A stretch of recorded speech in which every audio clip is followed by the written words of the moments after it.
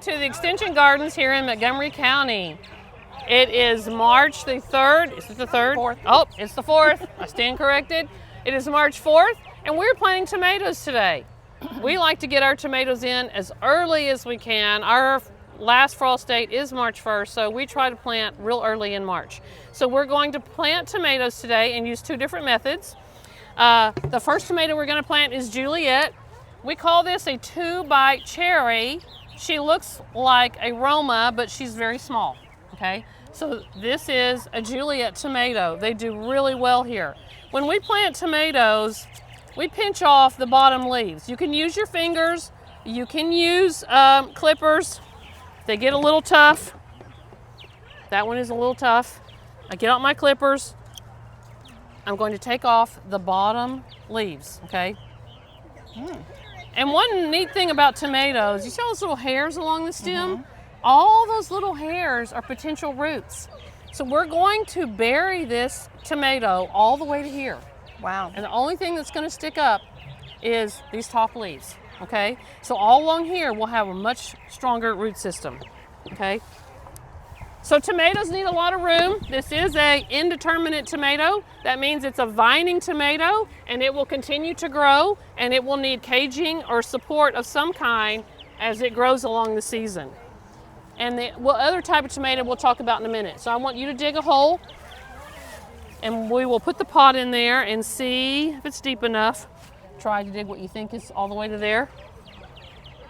And as fertilizer, while she's digging, the fertilizer I use is Microlife. It's an organic pellet type plant food. It does not burn the roots because it's an organic material, and it's going to feed the plant. And when prepping the beds, before Linda and I came out here today, we added compost to the bed. Is that deep enough? Let's see. Good way to check. Let's put the pot down in there. A little bit deeper. Okay.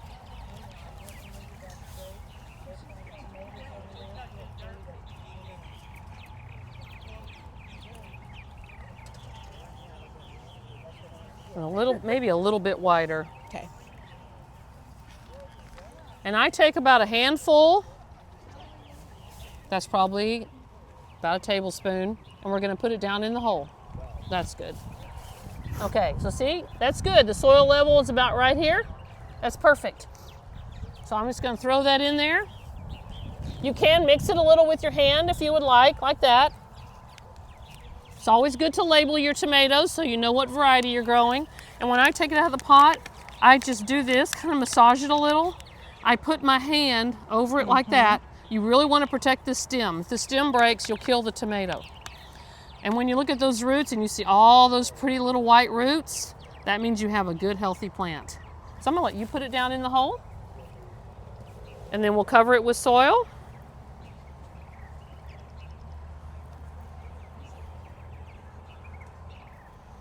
And these drip lines that you see here are what bring water to the plant. It's important not to water the leaves of your tomatoes. They don't like to get wet.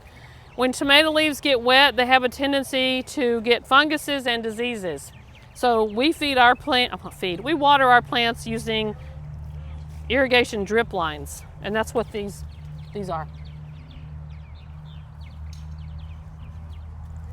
Now this plant may look really little right now, but it will continue to grow. It could be 10 feet, 12 feet, 14 feet. As it continues through the season, it's going to get large.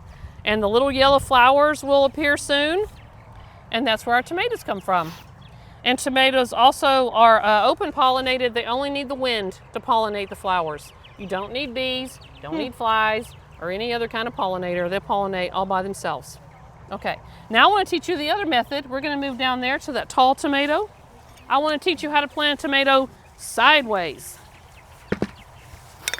Now, this is Zinzi, which is a new tomato I have not grown before, but I, like a lot of master gardeners, we like to try new plants, right? And this is also an indeterminate. Let me take off those other those leaves too. Yeah.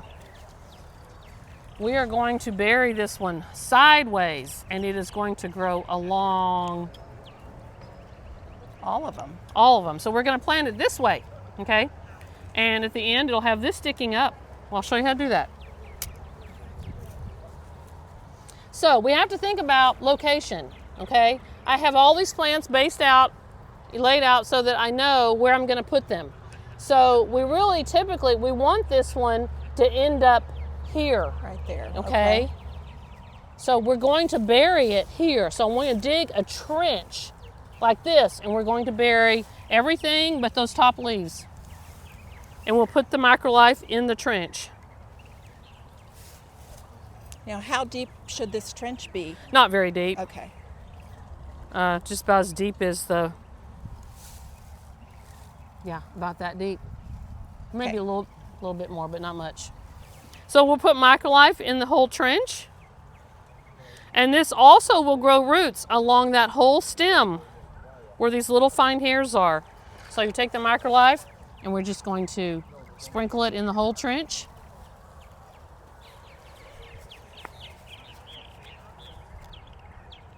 Do the same thing. In case it's a little root bound, we don't want to just pull it out of there. See, this one has a lot more roots. See all those white roots? Okay.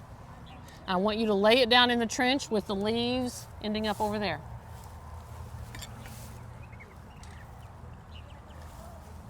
There you go. Now we're just going to cover all of it except for the leaves that are in your hand.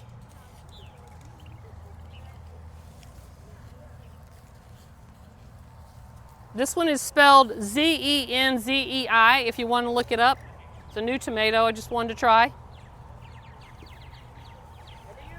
So you see how those leaves are lying down like that? If you plant your tomatoes this way, don't try to force them up. In another week, they're going to be going up. And I'm going to put the label where the roots are. That way, if I were to put a cage on this tomato, I wouldn't want to cage it right now because I might damage all these roots that are right here, okay? So we're going to leave it for now, and I'm going to remind myself that the roots are right there. So the roots on the stem will grow downward all the way to the top of the plant? Yeah, that's right. Wow. So we're going to have a root system from here to here, okay? So it's a lateral way to plant them. And difference between that one that we just planted down there is the roots are going to grow all the way up, okay? So if you live in a climate that's a lot colder, you might want to plant it this way because the soil on top is warmer. And tomatoes like it hot. They don't really like it very cold. So if you're planting in the fall, you might want to plant that way instead with it going deeper, okay? The other tomato I want to show you is a new one I'm trying. This is Party Ball.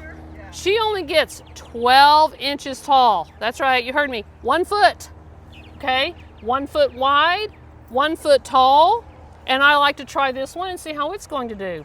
So we're going to plant it similar to that one that we planted down there. Okay. If you want to dig a hole right there.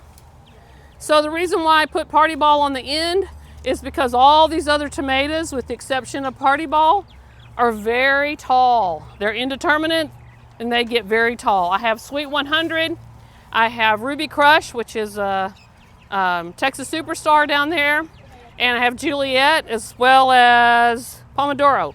So I'm trying different tomatoes. Some I've tried before, some I have not, and I don't have any experience with them.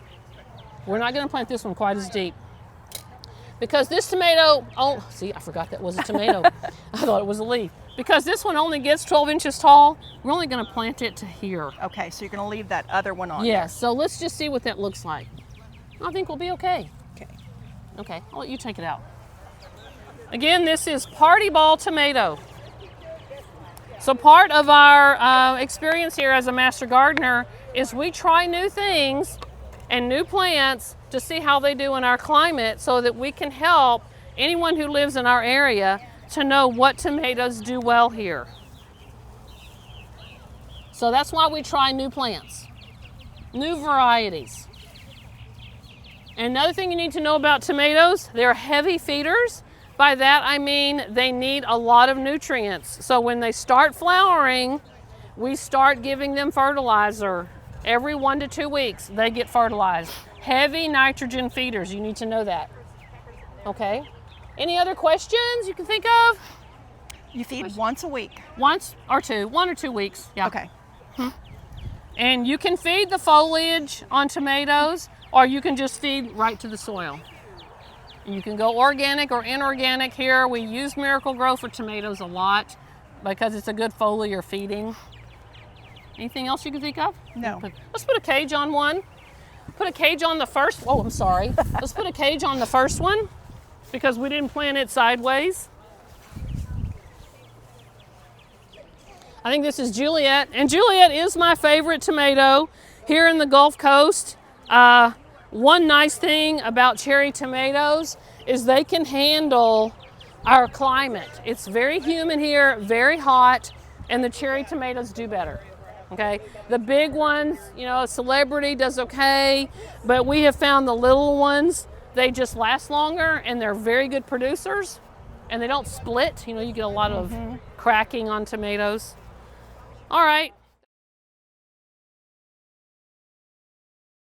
And we get a lot of wind up here too. Normally I take no, it's not frost. Yeah, well, I take a row cover cloth and I wrap my tomatoes to keep them from wind damage, and also will keep them from some bugs damaging your tomatoes. And then in May, I take it off. That's another thing you can do if you're interested, or if you live in a really cold climate, you could put the frost cloth on it, but still plant them early. If you're past your frost date, but you think you might get another freeze, is to put frost cloth on them. It makes like a little mini greenhouse. Oh, that's what I was going to tell you about. The party ball is a determinant, okay? So a determinant is a tomato that only gets so tall and then it doesn't grow any taller, as opposed to the indeterminate, which continues to grow all season long. Celebrity is a bush tomato that will only get about 4 to 5 feet tall, and then it doesn't grow anymore. So if you don't have a lot of space or you don't want a vining tomato, you would probably want a determinate or a bush type tomato plant. Okay.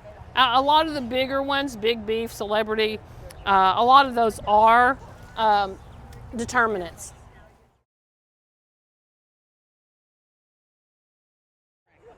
Yeah, some tomatoes will, and the cherry are better about not cracking. Okay, and you know, we go through stages here where we have a lot of rain and then we have it very dry. That will cause cracking as well.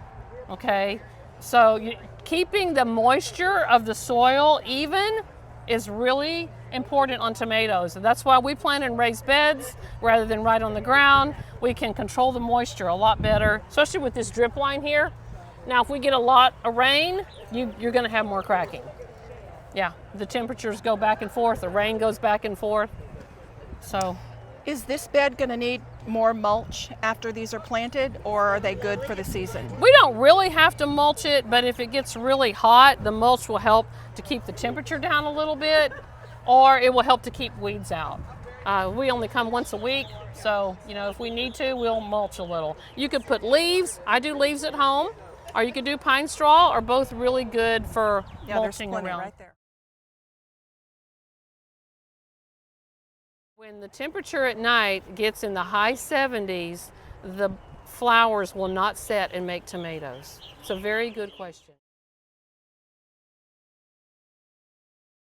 I prefer cherry, okay? And this Ruby Crush is a Texas superstar. He produces really well. So it's been tested by Texas AgriLife all over the state of Texas and has passed all their tests and requirements to make it to Texas superstar. As far as taste, we have done taste tests here. It really depends on what you like though. We all have different tastes. Some of us like them sweeter, some of them like them a little tartar. Sweet 100 is one of my favorite. She is here somewhere. Is that a cherry? Yeah. This is Sweet 100, which is a little cherry. She will produce even in the heat. She may not in the hot August heat, but she still will produce some with higher temperatures at night. So that's a favorite of mine. Juliet is really my top favorite. What else can you think? A lot of people like those slicing tomatoes, and we've done trials here with the bigger tomatoes, and Celebrity usually does really well. We've tried Heat Master, it has done really well. And our plant sale that we have here in March, in a couple weeks, We always sell varieties that we have tested and tried here, so we know they will do well. Anyway, we grow a lot of tomatoes, and it all really is on your preferences what you like. A bigger tomato plant, you won't get as many here. It just will not produce as well as the small cherries.